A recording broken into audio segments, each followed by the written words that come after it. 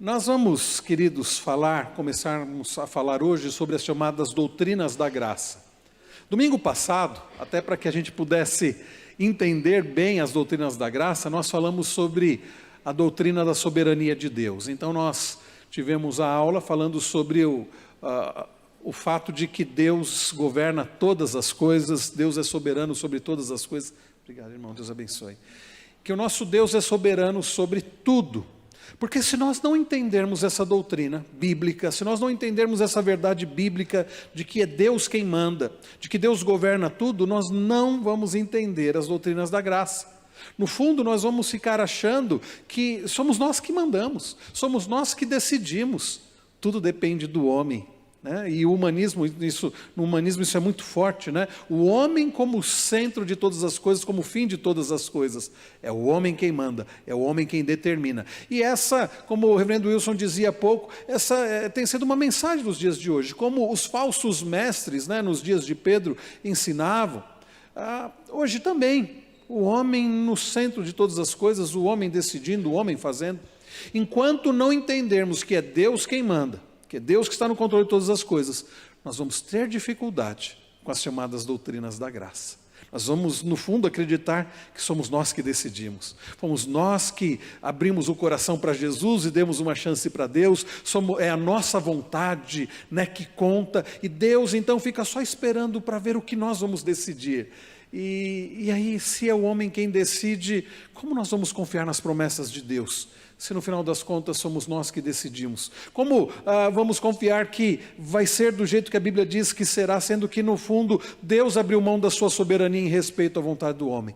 Então, queridos, precisamos entender que é Deus quem manda, é Ele quem governa o universo, é Ele quem é o soberano. Bem, e aí com isso em mente, tendo esta certeza, essa convicção, nós então podemos caminhar aqui para as chamadas doutrinas da graça. É preciso, eu vou fazer isso muito rápido, porque o nosso tempo é curto. Um teólogo holandês, saiu um A aí, esse A não deveria estar aí. Um teólogo holandês chamado Jacob Herman, né, que quando você, mais comumente você ver o nome dele latinizado, né? Jacobus Arminius, né, mais conhecido como Jacobus Arminius, ele viveu de 1560 a 1609. Então ele era conhecido como Arminius ou Jacobus Arminius. Ainda que educado na tradição reformada, ele se inclinou para as doutrinas humanistas de Erasmo, porque tinha sérias dúvidas a respeito da graça soberana de Deus, como era ensinada pelos reformadores. Ele, enquanto o reverendo Wilson pregava, falando sobre os falsos mestres, eu fiquei lembrando da história do Arminius, porque ele se dizia um reformado. Quando confrontado, e ele foi confrontado algumas vezes, ele se dizia: não, eu creio nas doutrinas da graça, eu creio, eu subscrevo os catecismos, o catecismo de Heidelberg, a confissão belga. Ele dizia isso. Na hora de ensinar, ele de forma geral até ensinava o que os catecismos reformados ensinavam, mas para alguns alunos particularmente, ele colocava suas dúvidas, ele colocava em xeque aquilo que os catecismos ensinavam. Ele foi professor na Holanda, ele era holandês e foi professor na Holanda. E para a gente entender melhor, lembre-se, nós estamos no mês da Reforma. A Reforma Protestante, que teve ali o estopim, né, com Lutero na Alemanha, ela atingiu outros países, chegou em outros países, como por exemplo na Inglaterra. E na Inglaterra, com o movimento anglicano, um grupo que entendia que deveria... Os reformados a igreja reformada deveria se afastar ainda mais do catolicismo apostólico romano, deveria romper ainda mais com o que já haviam rompido. Eles saíram da Inglaterra.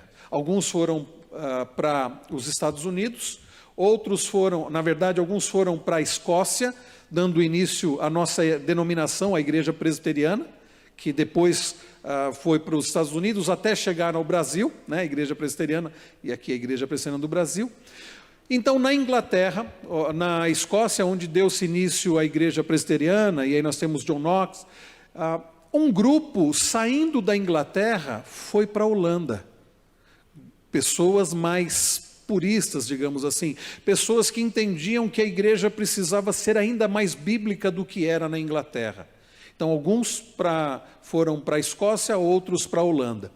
Esse grupo, então, da Holanda, iniciou a Igreja Reformada Holandesa, e ali eles utilizavam o Catecismo de Heidelberg, como utilizam até hoje, as igrejas dos Países Baixos, né? E a Confissão de Fé belga. O Jacobus Arminius, ou Jacob Herman, ele então fazia parte dessa igreja, da Igreja Reformada, ensinava na universidade, mas ele, influenciado, né, por Erasmo, influenciado por Pelágio, porque Pelágio dizia o seguinte: olha, o homem não é tão mau assim, o homem então ele é bom. No pecado original, o pecado não atingiu assim o ser humano, né, fazendo com que o homem ficasse morto espiritualmente. Essas coisas então influenciaram o Armínio.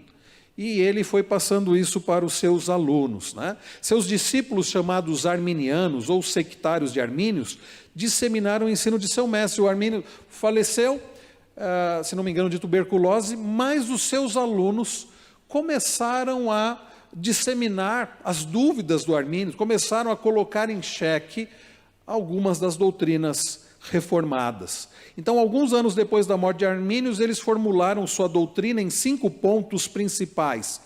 Resumido em 5 pontos. Eram muitos artigos que eles escreveram, mas resumidos em 5 pontos que ficaram conhecidos como os 5 pontos do arminianismo. E é curioso que não foi Armínios quem escreveu esses 5 pontos, assim como não foi Calvino que escreveu os 5 pontos do calvinismo. A pessoa acha assim, os 5 pontos do arminianismo foi o Armínio, 5 pontos do calvinismo foi Calvino. Não foram eles diretamente, né? Então, os alunos do Armínios. E na Holanda, e a coisa era mais séria, porque havia uma ligação entre a igreja e o Estado. E esses alunos do Armínios começaram a causar, como se diz nos dias de hoje, né? Isso começou a trazer problemas, inclusive, para o próprio governo holandês. E o que foi necessário? Foi necessário, então, combater aqueles ensinos que ficaram conhecidos como ensinos arminianos. Que ensinos são esses? Primeiro, o homem tem livre arbítrio, tem uma vontade livre. Mesmo o homem, depois da queda, eles não se referiam a Adão antes do pecado original. Eles se referiam à descendência de Adão, como nós hoje. O homem, ele consegue ainda, ele tem uma liberdade libertária, a tal ponto dele poder dizer: eu quero ser salvo, eu creio em Jesus como meu Senhor e Salvador, sem ação de Deus, sem ação de Deus no coração do homem. Ou seja, o homem não foi tão corrompido assim pelo pecado, ainda ele é bom, e ele tem condições de exercer a sua vontade livre, a ponto dele dizer: eu quero ser salvo. Eu quero ser salvo. Agora, isso contraria, por exemplo, o que a Bíblia ensina, porque o próprio Jesus, o Senhor Jesus disse: vocês não querem vir a mim para ter vida. Depois nós vamos olhar para Efésios 2, e Paulo diz que nós estávamos, qual era a condição? Mortos nos nossos delitos e pecados. Então, essa doutrina do livre-arbítrio, da livre agência, ignora o que a Bíblia ensina sobre o ser humano sem Deus. Ignora o fato de que a Bíblia ensina que o pecado nos atingiu de forma radical. Nós somos manchados na raiz, né? Atingiu o nosso coração. Mas eles acreditavam nisso. O homem não é tão mau assim. O homem tem condições de escolher a salvação. Um outro ensino deles era que a eleição era condicional. Ou seja, a quem Deus escolhe, porque eles não tinham como ignorar o fato de que na Bíblia aparece a palavra eleição. Pedro escreve: somos raça eleita, sacerdócio real, nação santa, povo de propriedade exclusiva do Senhor. O apóstolo Paulo usa uma palavra que aparece, né, como sinônimo: predestinação. Então, o que esses arminianos podiam fazer se essa palavra está na Bíblia? Eleição, predestinação. Aí eles disseram o seguinte: não, o que na verdade acontece é o seguinte: Deus, pela sua presciência, pelo conhecimento prévio que Deus tem, Deus já sabia quem iria aceitá-lo? Quem iria aceitar Jesus como Salvador? Quem iria usar a vontade livre para crer em Cristo? Então, esses que Deus sabia que iriam aceitar a Cristo, Deus escolheu antes da fundação do mundo, já sabendo quem iria aceitar a Cristo. Eu fico pensando, bom, se essas pessoas já iam aceitar a Cristo, por que Deus precisaria escolhê-los? Então, não faz sentido, mas eles criam assim. Eles criam também, e para fazer sentido com os pontos anteriores, porque se o homem é livre, predestinação, eleição não faz sentido. Se o homem é livre para escolher, por que Deus vai ter que escolher antes? É o homem, no fundo, que escolhe. Porque se a predestinação significa que Deus escolheu quem já iria aceitar a Cristo, então, no fundo, quem é que tomou a escolha? Foi o homem. Para fazer sentido também com isso, eles tinham que ensinar sobre expiação universal. Nós acabamos de ser lembrados que Cristo expiou os nossos pecados na cruz do Calvário. E aí eles diziam o seguinte, bom, como o homem tem liberdade de escolher, então Jesus morreu por todos, e Jesus pagou o preço por todos os pecados. Agora, quem é que vai ser salvo? Quem aceitar esse sacrifício. Então Jesus morreu por toda a humanidade. Daí a gente ouvir a pregação, olha, Jesus te ama, Jesus morreu por você. Dê uma chance para Jesus, abra o seu coração. Isso, meus irmãos, não faz sentido com a nossa fé reformada, mas faz todo sentido com o arminianismo. Jesus morreu por todos. E nisso, pensem, já que a pessoa é que toma a decisão de escolher a Cristo ou não, o Pai colocou a Jesus num grande risco. Qual era o risco que o Pai colocou Jesus? De Jesus vir a este mundo, morrer na cruz do Calvário e ninguém aceitá-lo. Que grande risco! E mais, Jesus pagou por gente que não iria aceitá-lo. Jesus sofreu em vão por muita gente. Parece até injusto, não é isso?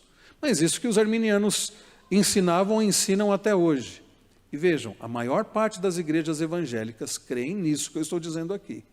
O homem não é tão mau assim, é o homem quem pode abrir o coração para Jesus, né?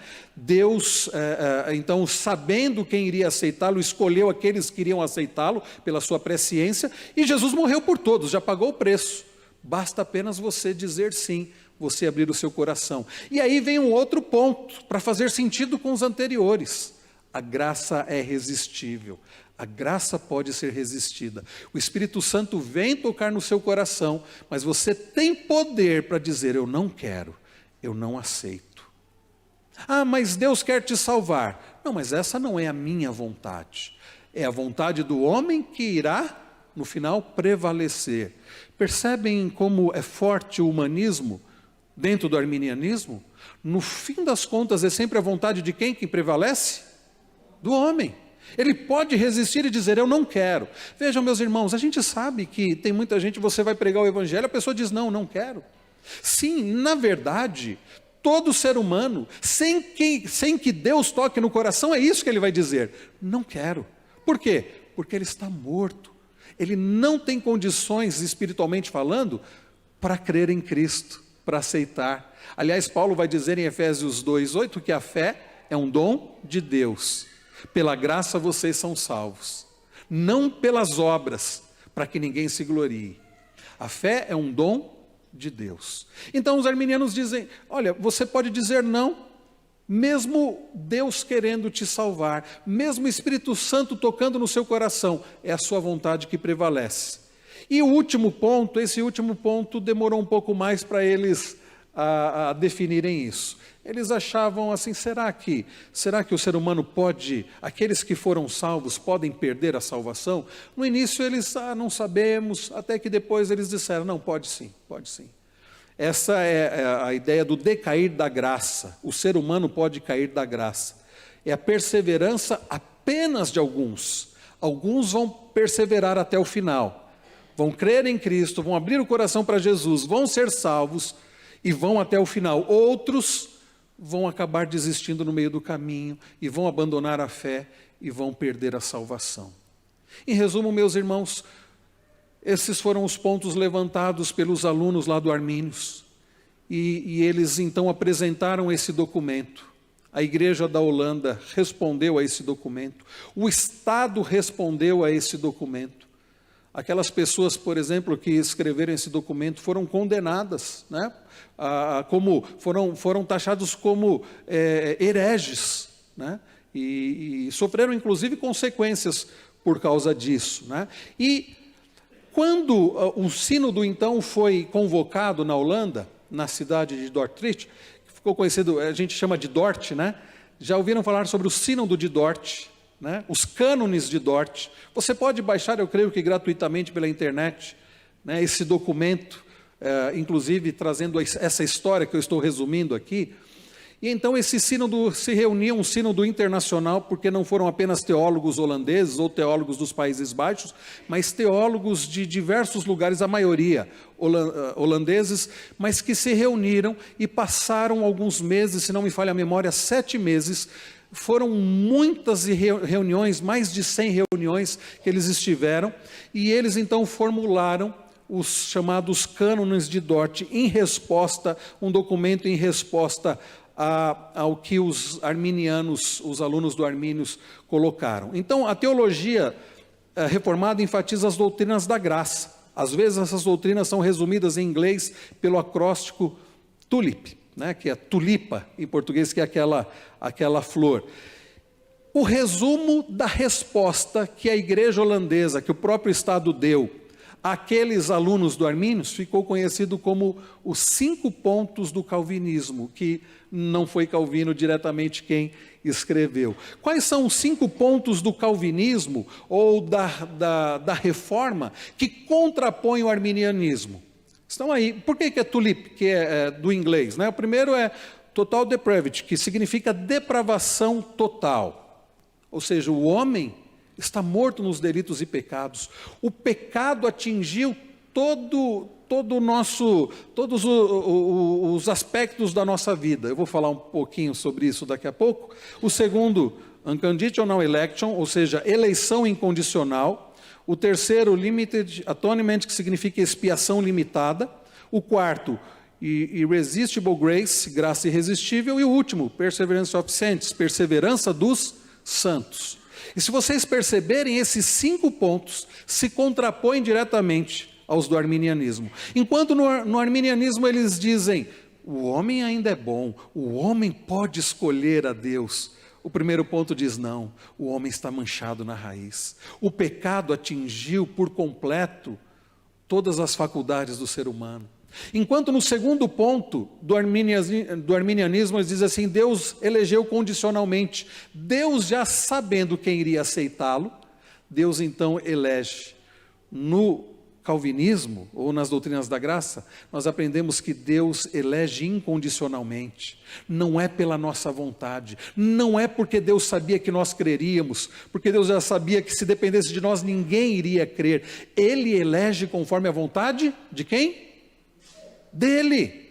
É pela vontade de Deus. É incondicional porque não depende de nós. Não foi uma eleição pelos nossos méritos. Talvez você vai votar ainda hoje, quem não votou ainda vai votar hoje, você ainda pensando assim, talvez alguns ainda estejam em dúvida, dizendo, mas quem é que vai merecer o meu voto? Quem é o melhor? Quem merece ser eleito?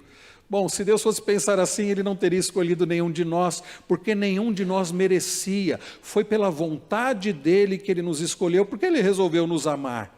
O terceiro ponto, que é a expiação limitada, também bate de frente com o arminianismo, porque no arminianismo a expiação é ilimitada. Jesus pagou o preço por todos, basta você dizer eu quero.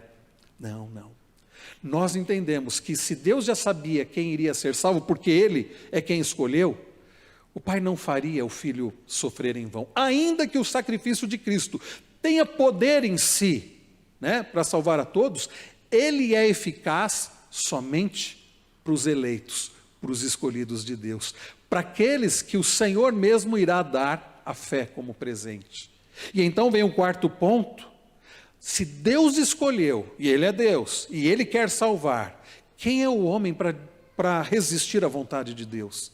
Quando o Espírito Santo toca no coração, e vejam, a graça irresistível não é que Deus nos obriga a aceitá-lo, não, é que o Senhor muda o nosso coração, causando então agora o desejo. Lembra que a Bíblia diz que o Espírito Santo é quem convence do pecado, da justiça e do juízo. Somos convencidos internamente pelo Espírito Santo e passamos a desejar ao Senhor, coisa que nunca iríamos fazer se o Senhor não tocasse em nosso coração. E vem o último ponto: aqueles que Deus escolheu, aqueles que Deus escolheu antes da fundação do mundo, resolveu salvar. Aqueles que estavam mortos nos pecados, e Deus resolveu salvar, e fez com que o seu Filho morresse em favor deles, e então toca com o Espírito Santo, dando vida, dando uma nova vida. Estes são salvos, e serão sustentados pelo Senhor até o fim, porque não é a vontade do homem que prevalece, é a vontade de Deus. Bem, nós vamos falar sobre cada um desses pontos, e hoje vou tentar falar sobre os 2 primeiros deles. Primeiro, depravação total.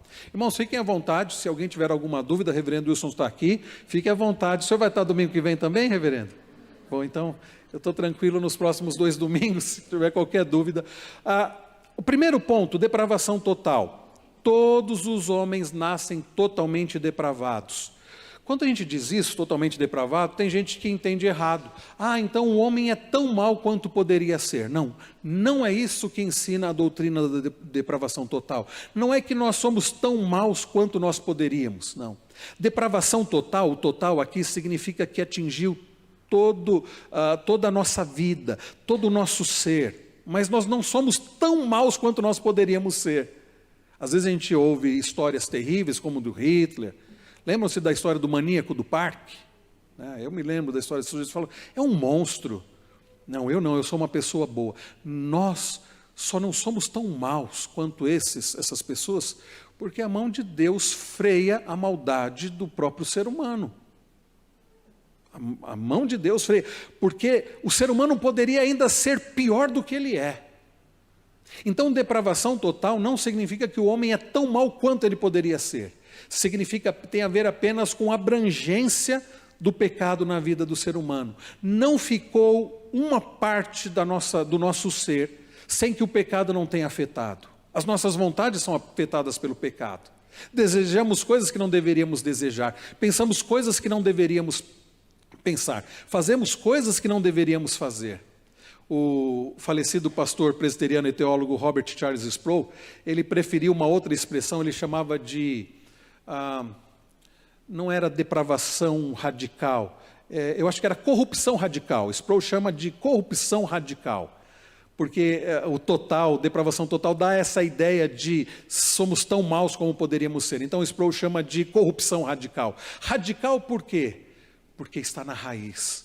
Nós somos manchados na raiz. Nós não precisamos de uma melhoria qualquer. Você está em pecado, morto espiritualmente. Se você parar de fumar, já vai ajudar bastante. Nós não precisamos de algumas melhorias. Nós precisamos de um novo nascimento. O ser humano morto nos delitos e pecados, precisa ter uma mudança no coração, porque o pecado atingiu a raiz, atingiu o nosso coração, o nosso intelecto, os nossos sentimentos, a nossa vontade. É por isso que a solução é Cristo e não medicação. Tem gente achando que a medicação, que o psiquiatra vai conseguir resolver o problema da culpa. Eu vou tomar aquele remédio, não vai resolver o problema da culpa. Pode até dar uma amenizada em algumas consequências que você tem, mas não vai resolver o problema do pecado, porque o problema do pecado está no coração, e somente Cristo. Então a Bíblia diz que todos pecaram e carecem da glória de Deus, Romanos 3:23. Não houve um que não tenha pecado, desde Adão, somente Cristo que veio ao mundo sem pecado e nunca pecou. Tirando a Cristo, todos os filhos de Adão, toda a descendência de Adão e Eva pecaram. Nós temos 2 problemas. O primeiro, é que nós já nascemos em pecado. Já ouviram falar sobre a doutrina do pecado original? Não significa que, aliás, é melhor falar o que significa. A doutrina do pecado original significa que quando Adão pecou, sendo ele o cabeça federal da humanidade, o representante da raça humana, ele condenou toda a raça humana.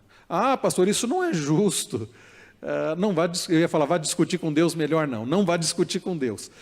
O fato é que em Adão, todos nós já estávamos condenados. Davi escreve no Salmo 139, em pecado me concebeu minha mãe. Não é que o sexo é pecaminoso, mas Davi faz referência ao fato de que nós já nascemos em pecado. A criancinha é bonitinha, fofinha, mas ela é pecadora, já nasce carregando o pecado original. Nós temos um outro problema, além de já carregarmos, já nascermos mortos espiritualmente, é curioso isso, né? Nós nascemos mortos espiritualmente. Fisicamente nascemos, mas já mortos espiritualmente. Nós temos um outro problema, nós continuamos a pecar. Então nós já nascemos em pecado, e continuamos a pecar. E a Bíblia diz, todos pecaram e carecem da glória de Deus. A despeito desse veredito da falência humana em nossa cultura dominada pelo humanismo, ainda persiste a ideia de que o pecado é algo periférico, ou tangente à nossa natureza. Daí a pessoa dizer assim, não, o ser humano, ele não é tão mau assim. Ele só precisa, melhorar um pouco. Basta ele aceitar Jesus, basta ele querer isso. Irmãos, a conversão não tem a ver com assumir um novo sistema de fé, tem a ver com um novo nascimento. Lembram-se, lá do início em João 3, quando Nicodemos, um dos principais ali dos judeus, vai ter com Jesus, e aí ele vai à noite, talvez por vergonha, de que outros o vissem, ele era um homem muito respeitado no judaísmo, e vai conversar com Jesus. E aí ele se refere a Jesus como mestre, como Senhor. E aí Jesus diz assim, você precisa nascer de novo. Não é, isso deve ter sido chocante, não só para Nicodemos, como para os que estavam próximos, se é que tinha mais alguém ali. Por que era chocante? Porque Nicodemos era um homem muito respeitado. Era um homem que aparentemente cumpria a lei. Era um homem que aparentemente merecia a salvação. Aí Jesus diz assim, para você ser salvo, você precisa nascer de novo. E Nicodemos vai perguntar, mas como eu, já sendo velho, vou nascer de novo? E aí Jesus ensina sobre o novo nascimento, que não é um nascimento. O novo nascimento não é físico, não é voltar para o ventre da mãe, mas é um novo nascimento espiritual. A pessoa que está morta espiritualmente receber vida através da ação do Espírito Santo.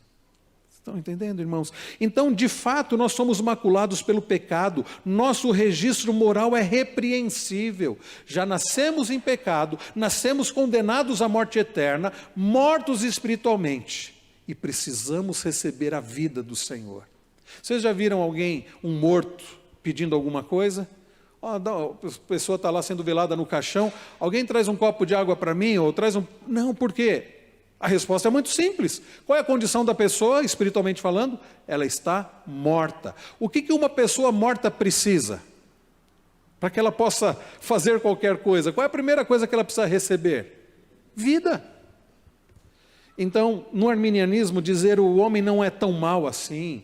O homem consegue, ele ouve o Evangelho e ele então tem poder em si mesmo, a vontade tão livre a ponto de dizer sim para o Evangelho, é desconsiderar que o ser humano está morto espiritualmente. E nós temos a vontade livre dentro de um aspecto limitado, porque a nossa vontade não é completamente livre, não é uma liberdade libertária, é uma liberdade dentro de um certo limite.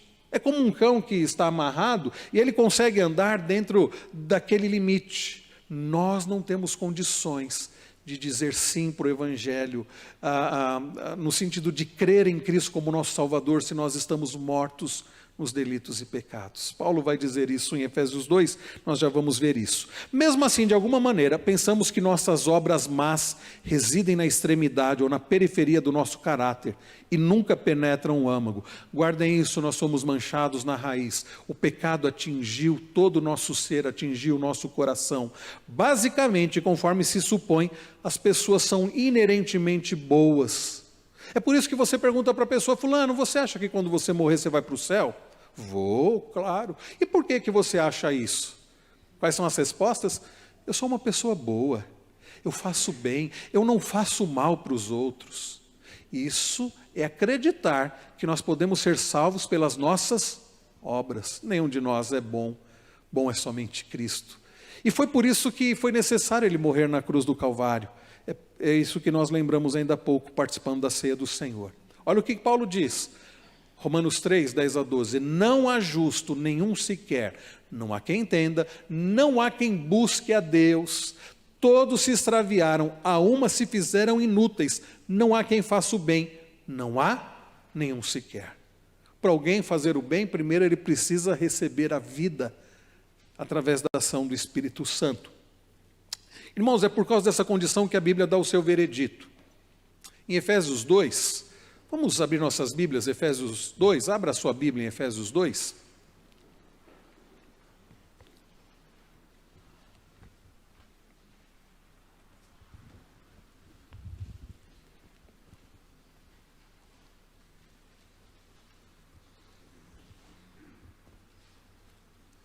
Por favor, deixe a sua Bíblia aberta em Efésios 2, nós vamos voltar algumas vezes para Efésios 2, se tivermos tempo. Efésios 2.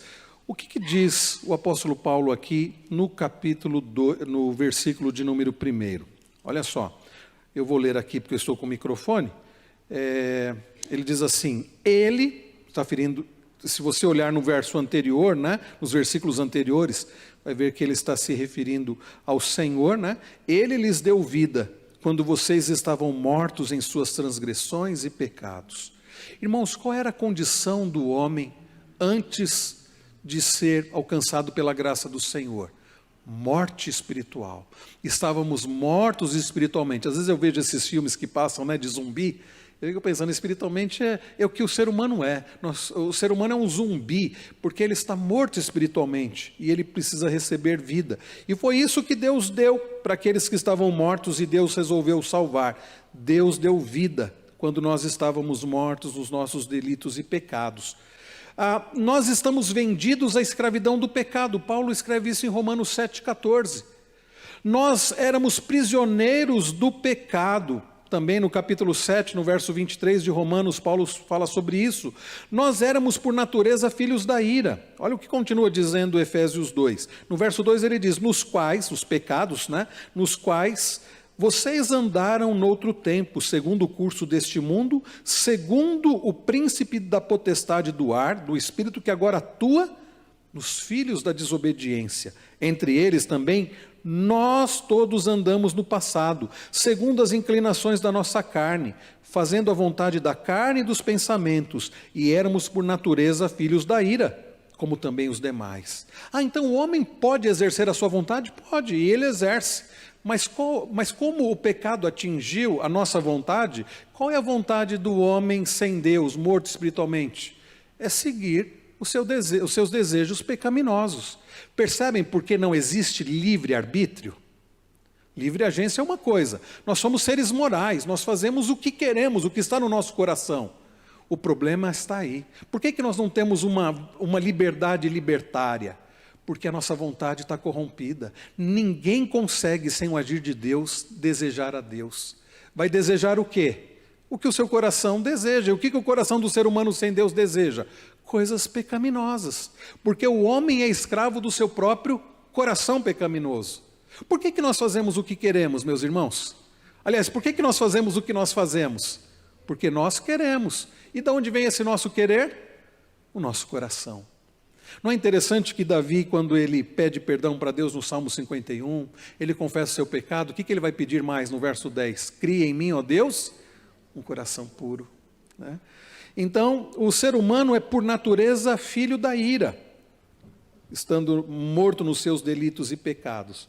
E aí vem, meus irmãos, o fato de que somente por meio do poder transformador do Espírito Santo podemos ser tirados desse estado de morte espiritual. É Deus quem nos vivifica quando nos tornamos feitura dele. Se você continuar olhando aqui, vamos continuar olhando Efésios 2, vejam o verso de número 4. Mas Deus, depois de Paulo falar que nós estávamos mortos nos delitos e pecados, mas Deus, sendo rico em misericórdia, por causa do grande amor com que nos amou, e estando nós mortos em nossas transgressões, Deus fez o quê? Nos deu vida. Então não é o homem que foi atrás de Deus dizendo, olha, eu quero abrir o meu coração para o Senhor entrar. Não, não. Nós estávamos mortos nos delitos e pecados. O orgulhoso não vai gostar de ouvir isso. Orgulhoso vai dizer, não, fui eu que abri o meu coração para o Senhor entrar, fui eu que dei uma chance para Deus.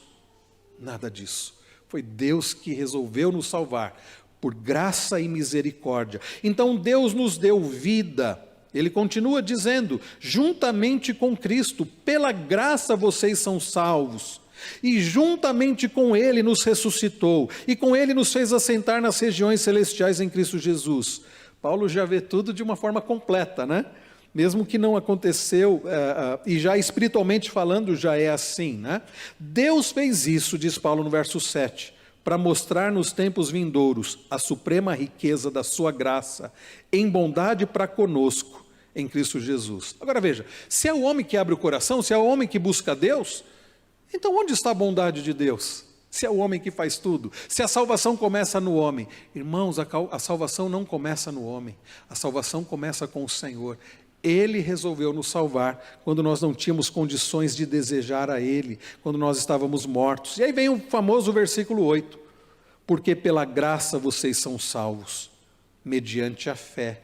E isto não vem de vocês. O que é que não vem de vocês? Tem um conhecedor da língua grega que ele falhou nisso no seu livro, ele coloca assim, o isso não vem de vocês, que ele coloca é a graça, né? A fé vem de vocês, a graça não vem.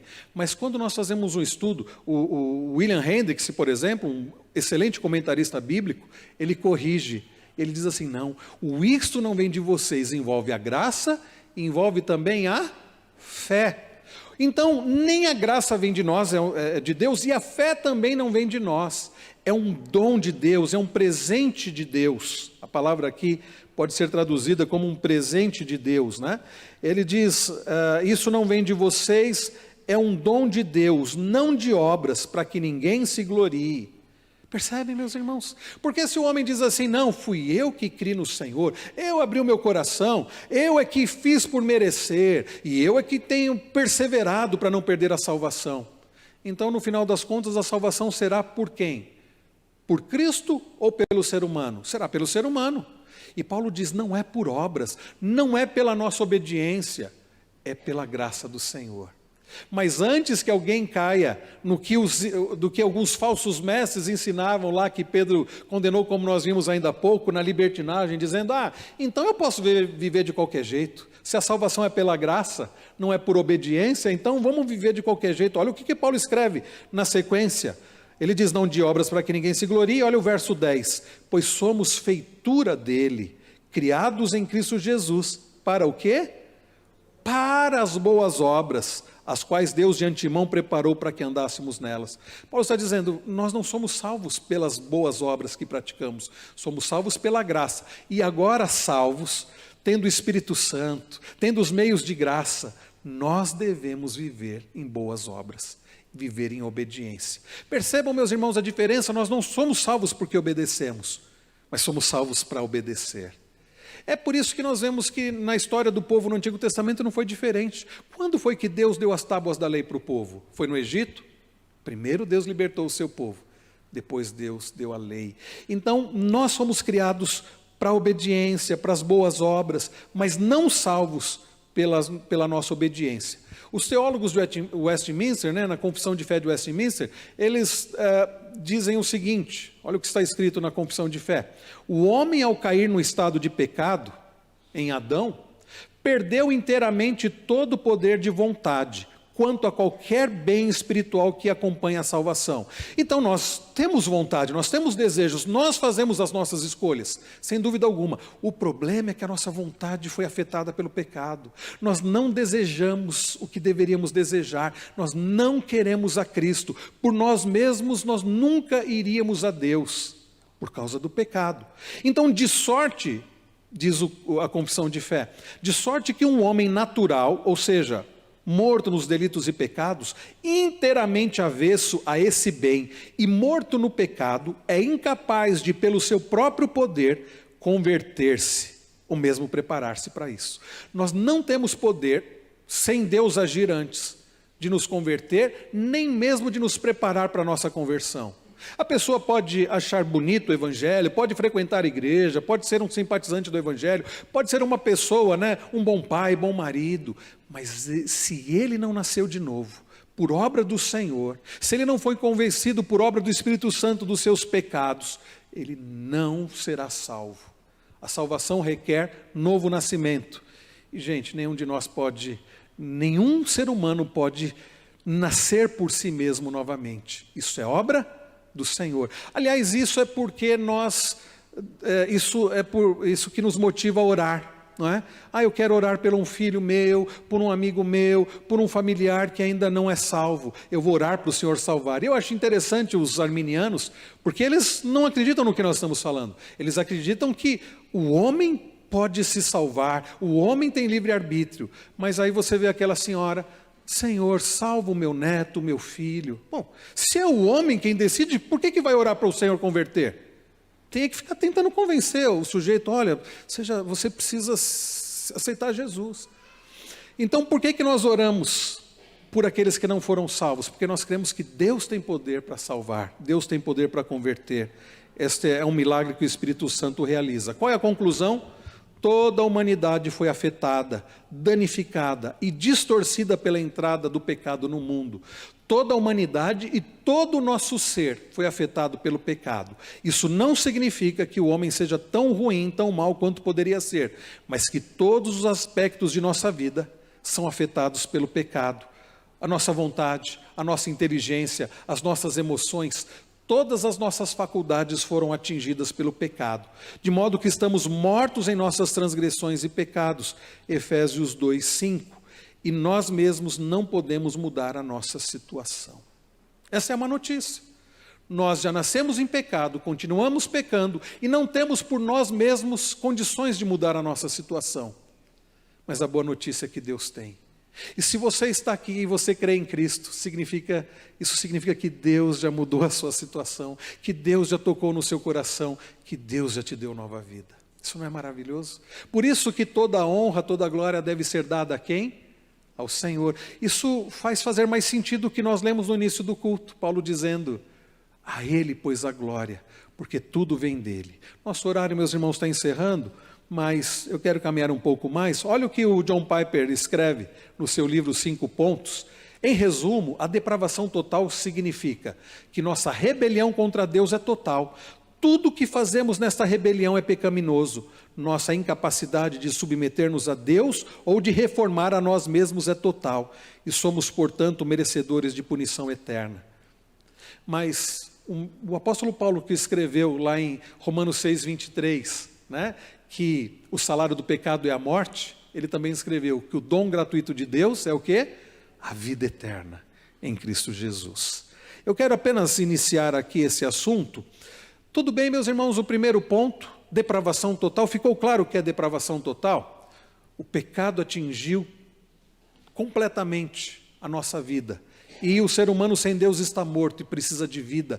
E é Deus quem dá vida. Todos entenderam isso? Ninguém mais então dizendo: eu posso aceitar ao Senhor por mim mesmo. É sempre uma obra do Senhor. Ficou claro para todos? E vamos pelo menos iniciar aqui o segundo ponto: eleição incondicional. Eu começo citando Arthur Pink, né, no maravilhoso livro A Doutrina da Eleição, onde ele diz: a parte da eleição eterna nunca teria havido qualquer Jesus Cristo. Ou seja, se Deus não tivesse nos escolhido, não teria havido Jesus Cristo, a vinda de Jesus, portanto, não teria havido nenhum evangelho divino, pois se Deus não tivesse escolhido um povo para a salvação, Ele jamais teria enviado o seu Filho. E se Ele não tivesse enviado nenhum Salvador, qual seria a consequência? Ninguém seria salvo. Por que o Pai enviou a Jesus? Porque Ele tinha os seus escolhidos. Vocês lembram o que o anjo disse para José, lá em Mateus 1:21? Maria se encontrava grávida por ação do Espírito Santo. O anjo José devia estar muito achando aquilo tudo muito estranho. Que história é essa? Não tive relação com ela e ela está grávida. Aí o anjo diz assim para ele: olha, não precisa temer isso. O que aconteceu foi obra do Espírito Santo. Aí o anjo diz mais: vocês vão colocar na criança, qual o nome que eles deveriam colocar naquela criança?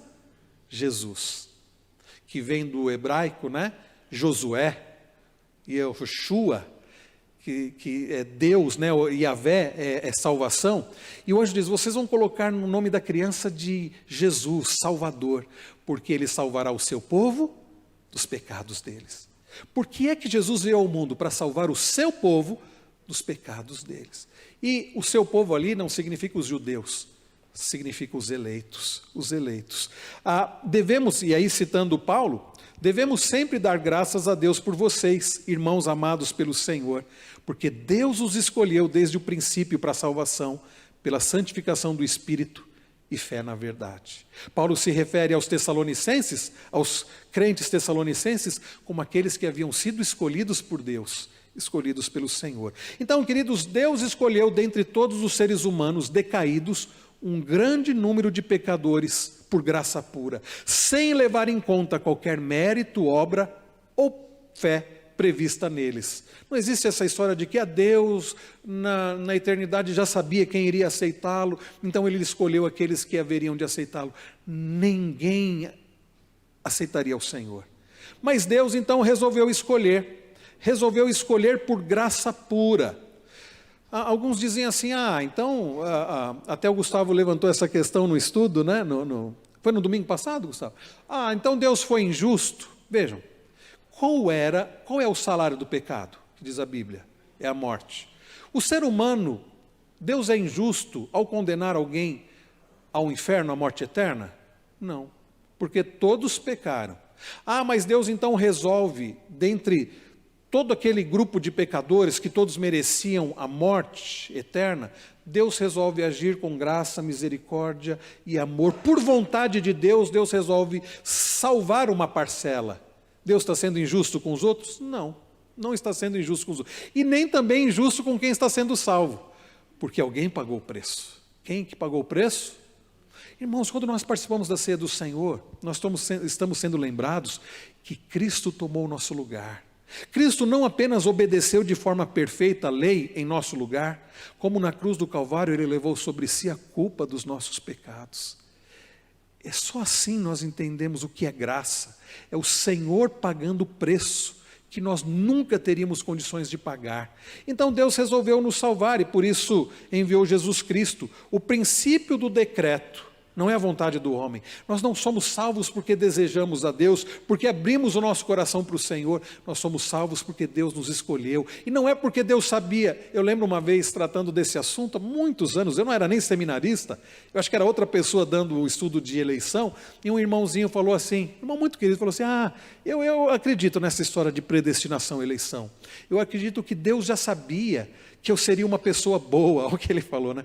Que eu iria aceitá-lo, que eu seria uma pessoa boa, então Deus resolveu me salvar. Meu irmão, misericórdia, né? Porque se fosse depender disso, ninguém seria salvo. Então por que somos salvos? Porque Deus resolveu. Mas por que Deus resolveu me salvar e não o outro? Não sei, é vontade de Deus. Nós não temos que discutir com Deus, nós lemos Romanos 9, né, domingo passado. Então, irmãos, esse é um dos pontos de maior conflito. Por que é um dos pontos de maior conflito? Porque o ser humano, por causa do orgulho, não quer aceitar isso. Que história é essa que Deus me escolheu? Sou eu que escolho, sou eu que exerço a minha vontade. Isso é o orgulho do ser humano, né? Entretanto, está intimamente ligado ao ponto anterior, a depravação total. Como nós iríamos escolher a Deus se nós estávamos mortos? Uma vez que estamos mortos, literalmente incapazes de tomar qualquer tipo de decisão para nos ajudar, a única saída da nossa morte espiritual é que Deus nos tire dela, conforme Paulo escreve lá em 2 Timóteo 1,9. Queridos, se realmente cremos que somos maus, e nós deveríamos crer nisso, não temos o direito de reclamar que Deus exerça sua graça soberanamente. O que é eleição? Deus escolhendo salvar aqueles que, sem sua soberana escolha e subsequente ação, certamente pereceriam. Isso é a doutrina da eleição. Não fosse o fato de Deus, por vontade dele, resolver nos salvar, nos escolher, antes da fundação do mundo, nós estaríamos perdidos. Essa é a verdade. Não, apenas corroborando tudo quanto foi dito, eu fico pensando na finalidade dessa eleição. E a finalidade da eleição está mais ou menos declarada em 1 Pedro, capítulo 2, versos 9 e 10. Vós, porém, são geração eleita, sacerdócio real, nação santa, povo de propriedade exclusiva de Deus, a fim de proclamar as virtudes daquele que o chamou das trevas para a sua maravilhosa luz. E quando a gente lê o final do capítulo 11 de Hebreus, a gente verifica que estas pessoas a quem Deus escolheu salvar não ficaram preocupadas com a sua própria sorte. Elas entregaram-se à causa de Deus na sua geração. Então, muitos profetas mortos, muitas pessoas que não tiveram vergonha de testemunhar o nome de Deus. Quer dizer, nós estamos mortos, todos mortos. Entretanto, Deus nos convoca. Para que Deus nos convoca? Para que o seu testemunho na terra seja exibido em todas as gerações. Em nenhuma geração dos seres humanos faltou quem dissesse a glória de Deus. E nós estamos no nosso tempo de dizer.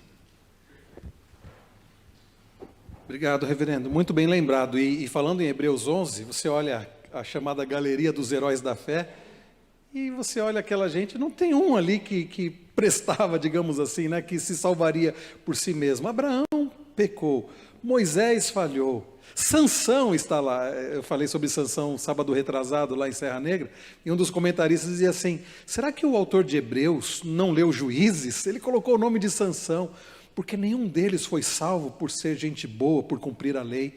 Eles foram salvos pela fé que eles tinham no Senhor, no Redentor que viria, no Messias que viria, por graça de Deus, né? Por uma ação do Senhor. Marcos iria falar? Tem microfone aí no fundo? Acho que não tem. Ah, tem ali sim. O presbítero Marcos vai falar. Acho que minha voz está um pouco melhor. Eu só não estou podendo cantar. Pastor, eu não assisti a pregação do reverendo Wilson, então não vi sobre as falsas doutrinas, ou, no caso, o quem prega as falsas doutrinas. Eu só queria colocar uma pergunta, apesar de eu acreditar que eu sei a resposta. Em Gênesis 3, 4, Satanás já estava plantando a falsa doutrina que nós seríamos como Deus e não morreríamos? Eu entendo que desde ali já é Satanás torcendo a palavra, né? Diz assim, vocês serão iguais a Deus. Isso chama muita atenção do ser humano, né? Você vai ser independente de Deus. E é o humanismo, tem raízes nisso, né? É o homem como centro de todas as coisas. Isso chama a atenção de Eva, né? Olha, serão iguais e de Adão também. Vocês serão iguais a Deus, conhecedores do bem e do mal. É colocando o homem como centro, não dependente de Deus. E não iriam sofrer as consequências da queda. Que não iriam. Reverendo Wilson quer complementar? Não?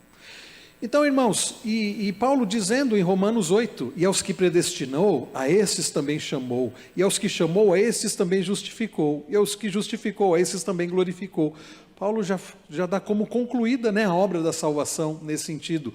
Deus escolhe, né, Deus predestina, elege, Deus chama através do agir do Espírito Santo, justifica, somos então declarados justos em Cristo Jesus e seremos glorificados. Isso ainda não aconteceu, mas Paulo já vê como completo, porque a salvação não depende do homem, depende do início ao fim do agir do Senhor. Sim? Dona Leonor? Aí vem a predestinação. A senhora quer complementar alguma coisa ou só para fazer essa ligação? Não, minhas filhas, as duas discutindo sobre isso, né?